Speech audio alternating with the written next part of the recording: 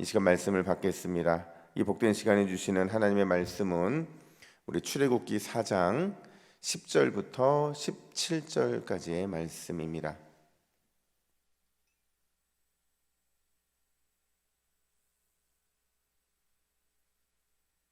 구약성경 86면 출애굽기 4장 10절부터 17절까지의 말씀, 분노와 은혜라는 제목으로 오늘 말씀을 받겠습니다. 우리 10절부터 17절까지 한 절씩 교독해 읽습니다. 모세가 여호와께 아뢰되 오 주여, 나는 본래 말을 잘하지 못하는 자니이다. 주께서 주의 종에게 명령하신 후에도 역시 그러하니 나는 입이 뻣뻣하고 혀가 둔한 자니이다. 여호와께서 그에게 이르시되 누가 사람의 입을 지었느냐? 누가 말 못하는 자나 못 듣는 자나 눈 밝은 자나 맹인이 되게 하였느냐? 나 여호와가 아니냐? 이제 가라. 내가 내 입과 함께 있어서 할 말을 가르치리라. 모세가 이르되 오 주여, 보낼 만한 자를 보내소서. 여호와께서 모세를 향하여 노하여 이르시되 레위 사람 내 형 아론이 있지 아니하냐? 그가 말 잘하는 것을 내가 아노라. 그가 너를 만나러 나오나니 그가 너를 볼 때에 그의 마음에 기쁨이 있을 것이라. 너는 그에게 말하고 그의 입에 할 말을 주라. 내가 내 입과 그의 입에 함께 있어서 너희들이 행할 일을 가르치리라. 그가 너를 대신하여 백성에게 말할 것이니 그는 내 입을 대신할 것이요 너는 그에게 하나님같이 되리라. 너는 이 지팡이를 손에 잡고 이것으로 이적을 행할지니라. 아멘. 여러분, 살다 보면 화를 돋구는 사람들을 만나죠. 그죠? 그러니까 뭐 특별한 종류가 있는 건 아닌데 보통 보면 어떻게 상식적인 이런 말이나 행동을 하지 않는 경우, 또는 뭐 여러 번 경고했음에도 불구하고 매번 약속을 지키지 않는 사람들이 있어요. 또 진지하게 대화하는데 뭔가 이렇게 진지함이 전달되지 못하게 할 때, 이럴 때 보면 참 화가 나는 것 같더라고요. 여러분은 어떨 때 화가 가장 많이 나시나요? 제가 부모가 되고 또 공동체를 이끌어 보니까요, 하나님이 언제 화가 나실지가 보여요. 여러분, 하나님이 언제 화가 가장 많이 나시는 줄 아세요? 만약에 부모 입장이라면 언제 화가 나요? 핑계 댈 때. 분명히 잘못한 게 맞거나, 아니면 분명히 이게 이제 당연히 해야 될 일인데 핑계 대고 핑계로 일관하는 사람들을 보면 하나님이 가장 화가 나실 것 같다 하는 생각을 하게 됩니다. 우리는 지난주에 이 폐허였던 호렙이라는 곳에 모세를 만나러 오신 하나님, 그분이 모세를 찾아오는 것을 우리가 살펴봤어요. 그때 모세가 세 가지 핑계를 대죠. 어떤 핑계였어요? 내가 누구이기에 다시 애굽으로 돌아가야 합니까? 또 당신은 누구이기에 나를 애굽으로 돌아가라 하십니까? 만약 애굽의 히브리인들이 나를 믿지 못하면, 나를 보내신 당신을 믿지 않으면 어떻게 합니까? 라는 게 모세의 핑계였어요. 근데 오늘 본문에 보면 또 핑계가 하나가 등장을 하는데, 우리 10절 말씀 우리 같이 읽습니다. 시작. 모세가 여호와께 아뢰되 오 주여, 나는 본래 말을 잘하지 못하는 자니이다. 주께서 주의 종에게 명령하신 후에도 역시 그러하니 나는 입이 뻣뻣하고 혀가 둔한 자니이다. 말에 은사가 없다는 겁니다. 그러니까 뭐 여기까지는 괜찮아요. 뭐 말을 못할 수도 있으니까. 근데 모세가 한 번 더 선을 넘는 표현을 하는데 13절 보시면 이렇게 말합니다. 모세가 이르되 오 주여, 보낼 만한 자를 보내소서. 여러분, 이 말을 하기 전까지는요, 어떻게 보면 핑계지만 좀 핑계가 통했어요. 왜냐하면 자기의 속을 100% 오픈한 그런 핑계는 아니었거든요. 앞에 얘기했던 내가 누구에게는 자기 정체성에 대한, 당신이 누구에게, 저 솔직히 당신을 직접 만난 적이 없잖아요. 그러면 이렇게 핑계 댈 수 있거든요. 그리고 오늘도 말에 은사가 없다? 저 말을 잘 못해요. 이렇게 말할 수 있어요. 근데 왜 선을 넘었다고 말하냐면, 보낼 만한 자를 보내소서라는 말은 뭐냐면 지금까지 자신이 이 모든 게 핑계였다는 것을 인정하는 겁니다. 그냥 제 마음이 가기 싫습니다. 이런 말을 하고 있다는 거죠. 절대 가기 싫다는 거예요. 그러자 지금까지 하나님께서는 모세의 핑계에 대해서 그렇게 친절히 대하시더니 드디어 화를 내시는데, 우리 14절 상반절 말씀을 같이 읽습니다. 시작. 여호와께서 모세를 향하여 노하시어 이르시되. 여러분, 가끔 한글 성경을 읽다 보면 아주 강하게 표현되어야 되는데 약하게 표현되고, 좀 약하게 표현돼도 되는데 강하게 표현되는 것들이 보이거든요. 근데 오늘 이 본문을 다시 한번 재해석하면 이런 겁니다. 모세의 대답이 떨어지자마자 하나님이 진노를 발하셨다. 그러니까 하나님께서도 모세의 핑계를 다 들어주시고 인정하시고 친절하게 대해주시다가 이 마지막 말, 선을 넘는 보낼 만한 자를 보내소서라는 이 말이 딱 나오자마자, 끝나자마자 진노를 발하셨다, 이렇게 말하고 있는 거야. 매우 단호하고 또 강하게 화를 내고 계신 거죠.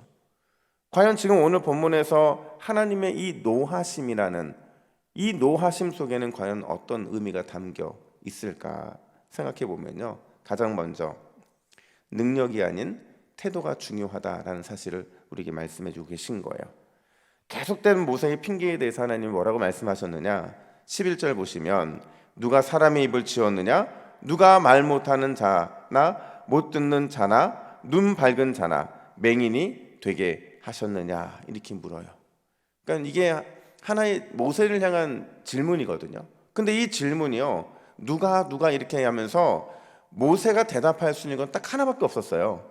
누가 사람의 입을 짓고 누가 말 못하는 자나 못 듣는 자나 눈 밝은 자나 맹인이 되게 하셨느냐라는 질문을 던졌을 때 모세의 대답은 뭐예요? 하나님. 그거밖에 말할 수 있는 게 없는 거죠. 당신이 사람의 입을 만드셨고 당신이 말 못하는 자나 못 듣는 자나 눈 맑은 자나 맹인이 되게 하셨습니다 라는 대답밖에 할 수 없다는 거죠. 사실 여러분, 오늘 본문을 보면요, 입이나 혀나 말이라는 표현이 굉장히 많이 등장합니다. 그래서 어떻게 보면 이 14번이나 등장하는 입, 혀, 말이라는 단어를 보다 보면 말의 능력에 대해서 강조하고 있는 본문인 것 같아요. 근데요, 오늘 본문은 말의 능력을 말하는 게 아니라 하나님이 함께 하시는 말, 하나님이 함께 하시는 입, 하나님이 함께 하시는 혀에 대한 얘기를 해주고 있는 거예요. 그래서 하나님은 반복해서 이렇게 말씀하세요. 12절 말씀 우리 같이 읽습니다. 시작. 이제 가라. 내가 내 입과 함께 있어서 할 말을 가르치리라. 아멘. 함께 있어서, 너의 말과 함께 있어서, 너의 입과 함께 있어서, 너의 혀와 함께 있어서라고 말하고 있는 거예요. 또 15절 말씀도 같이 읽습니다. 시작. 너는 그에게 말하고 그의 입에 할 말을 주라. 내가 내 입과 그의 입에 함께 있어서 너희들이 행할 일을 가르치리라. 아멘. 또 함께 있겠다고 하시잖아요. 우리는 보통 함께 있겠다는 말을 하면 동행, 그냥 나와 함께 하시는 하나님이라고 말할 수 있는데, 오늘 본문에서는 철저하게 함께, 하나님이 그 말과 함께 하겠다. 말과 함께 하겠다는 건 뭐냐면 지혜로 함께 하겠다는 거예요. 무슨 말을 어떻게 지혜롭게 말할지, 어떤 말을 어떻게 용감하게 말할지 우리의 생각을 주님께서 함께 해 주시겠다라는 말이죠. 하나님께서 이렇게까지 말씀해 주셨으면 모세가 어떻게 대답해야 옳으냐면, 알겠습니다. 주님이 함께 하시겠다면 저희 고집을 접고 온전히 순종하겠습니다. 이렇게 말을 했어야 옳다는 거예요. 그런데 오늘 보면은 모세는 여전히 이런저런 핑계를 대면서 여전히 하나님께 불순종하죠. 여러분, 모세하고 우리가 주일마다 다루고 있는 요나하고 참 닮았죠. 그죠? 부름 받기 전에 이 모세의 모습과 요나의 모습은 참 닮아 있어요. 근데 생각해 보면 여러분, 모세가 진짜 말을 못하는 사람인가요? 아니에요. 모세는 말을 못하는 게 아니었어요. 여러분, 스데반 집사님이 사도행전 7장 22절에서 뭐라고 말을 하냐면, 모세가 애굽 사람의 모든 지혜를 배워 그의 말과 하는 일들이 능하더라, 이렇게 말을 하고 있거든요. 그러니까 애굽에서 수사학, 말하는 법을 배웠어요, 왕자로서. 그리고 그의 말하는 법을 배운 이 모습은 당연히 그가 어떤 생각과 어떻게 지혜롭게 판단하는지에 대해서 이 등대 같은 역할을 했거든요. 그러니까 지금 모세가 말하고 있는 저는 입이 둔한 자입니다 라는 이 표현은 옳지 않은 표현이었다는 거죠. 그러니까 하나님 앞에서 진짜 핑계를 대고 있는 모습이었다는 거예요. 심지어 그런 그에게 화를 내시는 하나님의 분노는 어떤 분노냐? 그가 핑계를 대고 있는 것에 대한 분노이기도 하지만 더 궁극적으로는 계속해서 불순종하고 있는 모세의 이런 태도에 대한 분노였다는 겁니다. 여러분, 우리가 잘 아는 말씀이 있잖아요. 순종이 뭐보다 낫다고요? 제사보다 낫습니다. 하나님의 말씀에 순종 한 번 하는 것이 너무 죄송하지만 10번, 20번 예배하는 것보다 훨씬 나을 수 있다는 거죠. 바꿔 말하면 우리의 예배의 이유는 하나님께 순종하기 위함인 줄로 믿습니다. 그러니까 하나님은 우리의 능력보다 뭘 중요시 여기신다는 거예요? 우리의 태도, 하나님의 말씀에 대한 태도, 하나님이 원하시는 삶에 대한 그 태도를 더 중요하게 여기신다는 거예요. 더 궁극적으로는 모세에게 있어서 뭘 말씀하시냐면, 내가 너에게 사명을 줬다면 반드시 능력도 너에게 줬다는 거예요. 근데 너희가 왜 이렇게 핑계를 대는 그 태도를 자꾸 보이냐는 거죠. 여러분, 함께 하시겠다는 이 약속의 말씀은 모세에게만 주신 것이 아니라 오늘 이 새벽에 우리에게도 주신 줄로 믿습니다. 우리의 말과 우리의 지혜와 우리의 생각, 이것과 우리와 함께 하시겠다고 주님이 약속해 주시는 거예요. 그럼 우리가 어떤 모습을 보여야 합니까? 주님의 말씀에 올바른 태도로 나아가는 게 필요하다는 거예요. 오늘 이 새벽에 주여 말씀하시옵소서, 주의 종이 듣겠나이다, 저와 여러분들의 고백이 될 줄로 믿습니다. 뿐만 아니라 두 번째로, 그래도 우리 하나님은 은혜로우시다라는 것을 오늘 본문은 말해주고 있어요. 여러분, 제가요 주일학교 다닐 때 진짜 장난꾸러기였거든요. 근데 제가 신학을 공부하다 보니까 제 주변에 장난꾸러기였던 목사님들이 너무 많은 거예요. 그래서 장난꾸러기여서 하나님이 부르셨구나 이렇게 생각할 정도로.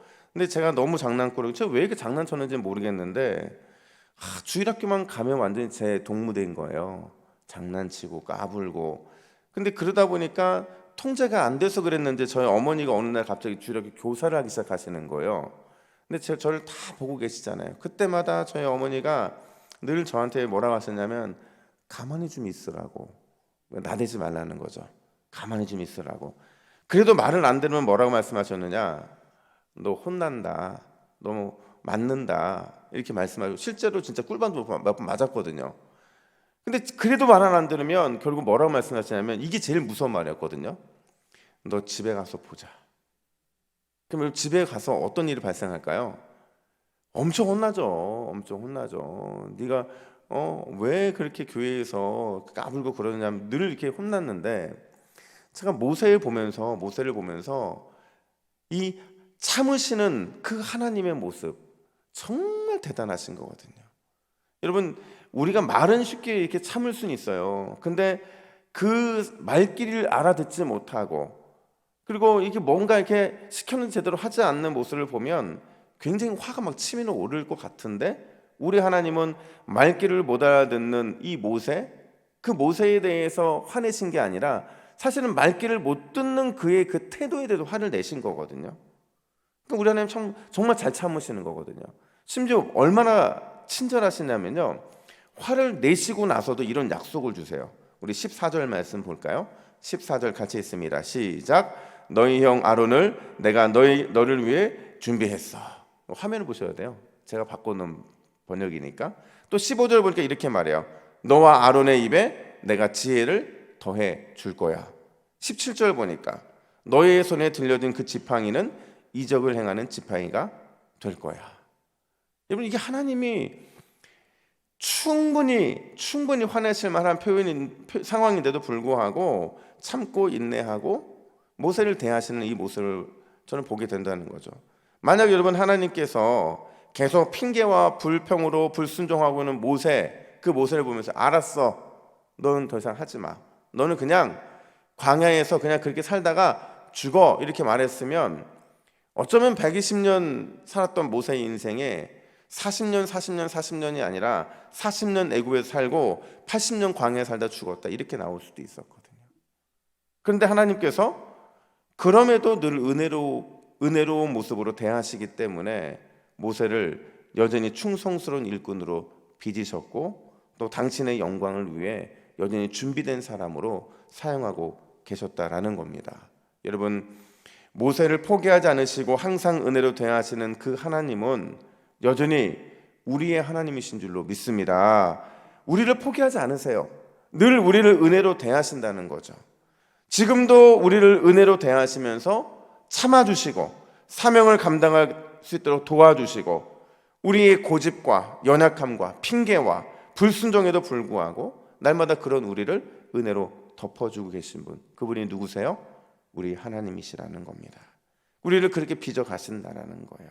여러분, 오늘 이 새벽에 때로는 우리가 감당하지 못하는 사명이 있을 수 있어요. 어려운 환경일 수 있습니다. 수많은 문제들 때문에 골치가 아플 수 있어요. 그럼에도 불구하고 그 자리에서 하나님 앞에서 최선을 다하십시오. 그러면 하나님께서 그런 여러분들을 더 큰 은혜로 덮어 주실 줄로 믿습니다. 오늘 기도 제목 보세요.